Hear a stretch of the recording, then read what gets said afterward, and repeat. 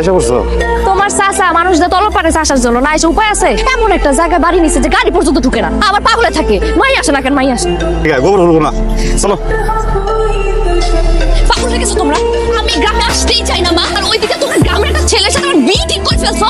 আবার মানিক মানে যার গা থেকে না গরুর গন্ধ আসে। তোর এই স্বভাবের কারণেই তো তোর আব্বা এই সিদ্ধান্ত নিচ্ছে। আমরা বাড়িতে থাকতে তুই বাড়িতে আসতে চাস না। তাই বলে মানিক মানিক খারাপ কি? শিক্ষিত পোলা। শহরে থাকে একটা মেয়ে, মা আমার সাথে মানিকে কোন দিক দেওয়া যায়? আমি কিন্তু তোমাদের কারো কথা শুনবো না। তোমরা যদি তারপর আমাকে জোর করছো না, আমি কিন্তু বিষ খাবো মা। বিষ খাবা? এই নাও বিষ, হয় তুমি খাও নাহলে আমি। এটাই আমার সিদ্ধান্ত চূড়ান্ত, আজকেই বিয়ে। তুমি জানতা? আরে নতুন ভাবি যে, আসসালামু আলাইকুম। কিসের ভাবি?